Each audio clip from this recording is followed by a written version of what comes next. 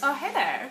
I'm Amanda from Sweet Maria's Coffee, and I'm here to talk to you about our Baratza Grinders.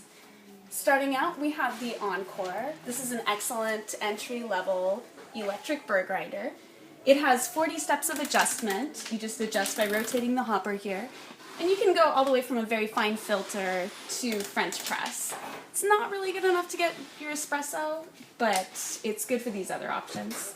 It has an on-off switch on the side here, as well as a pulse button on the front if you just want to grind quickly. Grinds directly into this caddy, or you can grind into a filter if you have space for that. Moving up in the lineup, we have the Baratza Virtuoso. And the Virtuoso here, it has an upgraded burr set, so you can grind fine enough for espresso. You have about 5 steps of adjustment that will work for espresso. So it's not perfect, but it'll get you there. This one has a timer switch and also this pulse button on front.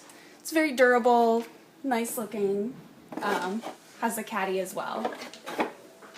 And then over here we have the Baratza Vario. Now the Vario has a lot of different features. It has 230 steps of adjustment. So you can really fine tune your espresso grind, your drip grind.